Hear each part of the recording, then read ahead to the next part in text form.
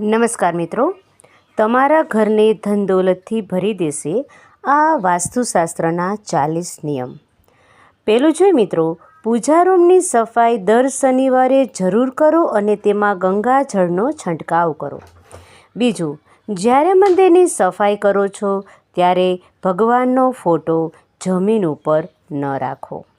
ત્રીજું, મંદિરનો દીવો રોજ સાફ કરીને જ પ્રગટાવો. ચોથું જોઈએ મિત્રો, પૂજા કર્યા પછી મંદિરને પડદાથી તમારે અવશ્ય ઢાંકી દેવાનું છે. પાંચમું જોઈએ મિત્રો, પૂજા રૂમમાં દરરોજ એક કપૂર અવશ્ય સળગાવવું જોઈએ. છઠ્ઠું જોઈએ, પૂજામાં શંખનું ખૂબ જ મહત્ત્વ છે, તેથી પૂજા રૂમમાં શંખ અવશ્ય રાખવો જોઈએ. સાતમું જોઈએ મિત્રો, પૂજા કક્ષમાં શુભ અને સાત્વિક રંગ જેમ કે આછો લીલો, પીળો, જાંબલી કે ક્રીમ રંગનો ઉપયોગ કરો.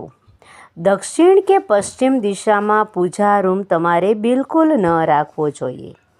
આરતી, દીવો, પૂજા, અગ્નિ જેવા પવિત્ર સાધનો એને કોઈ પણ દિવસ મોં વડે ફૂંક મારીને ઓલવવાનું નથી. મંદિરમાં ધૂપ, માચીસ અને હવન કુંડની સામગ્રી દક્ષિણ કે પૂર્વમાં રાખવી જોઈએ, એટલે કે તમારે અગ્નિ કોણમાં રાખવી જોઈએ. વાસ્તુશાસ્ત્રમાં પૂજાની દિશા નક્કી કરવામાં આવી છે. ઘર કે ઓફિસમાં પૂજાનું સ્થાન ઈશાન દિશામાં રાખો, તેનાથી પરિવારમાં સુખ સમૃદ્ધિ વધે છે. ઉત્તર દિશા તરફ મુખ રાખીને કરવામાં આવતી પૂજા ધન પ્રાપ્તિ માટે લાભકારી છે. પૂર્વ દિશા તરફ મુખ રાખીને પૂજા કરવાથી શુભ ફળ મળે છે અને ચમત્કારિક લાભ પણ મળે છે મિત્રો. 12મું જોઈએ, ઘરમાં સવારે થોડા સમય માટે ભજન અવશ્ય વગાડવા જોઈએ. ઘરમાં સાવરણીને હંમેશા છુપાવીને રાખો અને એવી જગ્યાએ રાખો જ્યાં કોઈનો આવતા જતાં પગ ન અડે, અને સાવરણીને હંમેશા નીચી પડેલી જ રાખો. ઊભી સાવરણી ક્યારેય ન રાખો મિત્રો. 14 જોઈએ તો, ઘરમાં બૂટ ચંપલ રાખવા માટે એક નિશ્ચિત જગ્યા બનાવો. બૂટ ચંપલ જ્યાં ત્યાં વેરવિખેર કે ઊંધા જતા ન રાખો. તેનાથી ઘરમાં અશાંતિ ઉત્પન્ન થાય છે અને માતા લક્ષ્મી ક્યારેય ઘરે નથી આવતા. 15મું જોઈએ મિત્રો, ક્યારેય પણ પથારી પર બેસીને ન ખાવું જોઈએ. આમ કરવાથી ધનની હાનિ થાય છે અને માતા લક્ષ્મી આપણા ઘરેથી જતા રહે છે. જો શક્ય હોય તો રસોડાના જમીન પર બેસીને ભોજન કરો. આનાથી તમારું ઘર ધન દોલતથી ભરાઈ જશે. 16 નંબર જોઈએ કે તમારે કોશિશ કરવી જોઈએ મિત્રો કે ઘરમાં કોઈ પણ બંધ ઘડિયાળ દિવાલ ઉપર ન રાખવી જોઈએ. જે ઘડિયાળ કામ ન કરતી હોય તેને ઘરમાંથી બહાર કાઢી મૂકો. 17મું જોઈએ મિત્રો, નવી સાવરણીનો ઉપયોગ હંમેશા તમારે શનિવારે જ કરવાનો છે. 18મું જોઈએ મિત્રો, ઘરમાં ક્યારેય કરોળિયા ન થવા દો, નહીંતર ભાગ્ય અને કર્મ બંને બગડવા લાગશે. દરેક કામમાં બાધા આવવા લાગશે. 19મું જોઈએ મિત્રો, આ વાતનું તમારે ખાસ ધ્યાન રાખવાનું છે. કોઈ પણ રૂમમાં જો બીમ બનાવ્યું હોય તો તેની નીચે ક્યારેય તમારે પથારી નથી લગાવવાની. તેનાથી તમારા ઘરમાં નકારાત્મકતા વધે છે.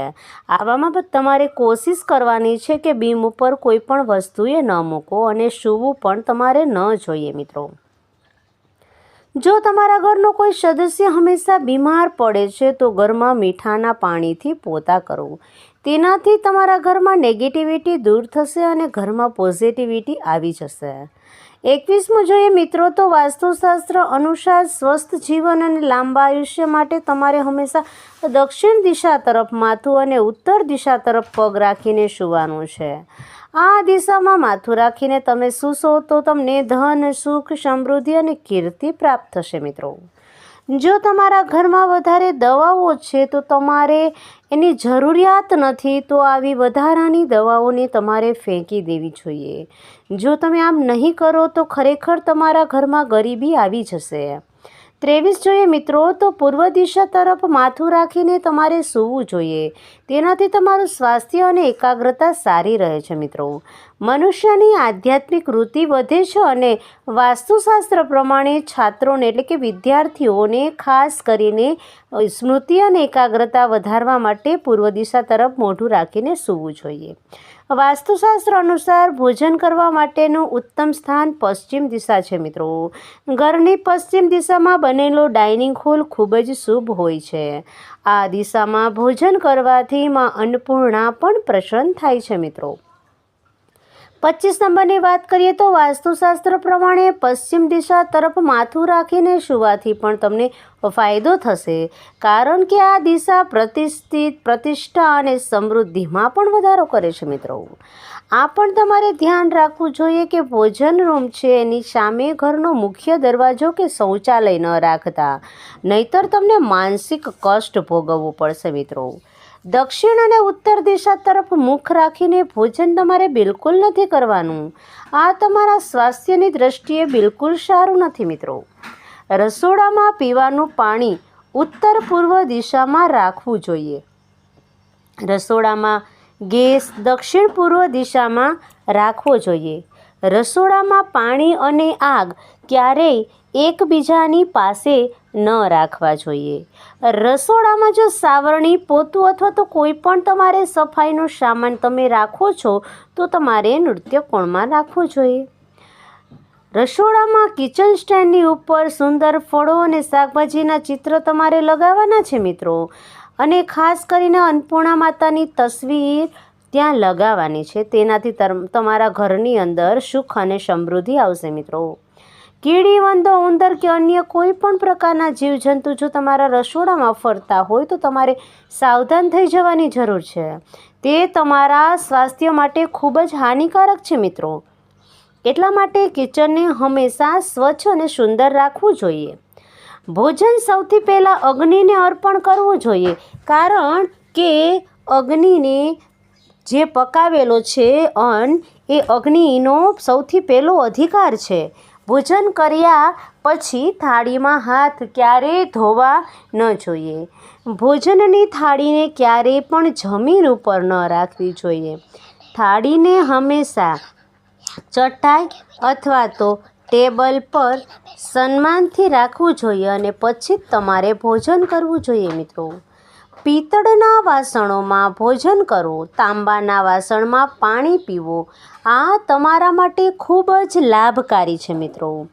38 નંબર જોઈએ તો રાત્રે ચોખા દહીં અને સતુનું સેવન કરવાથી દેવી લક્ષ્મીનો અનાદર થાય છે મિત્રો.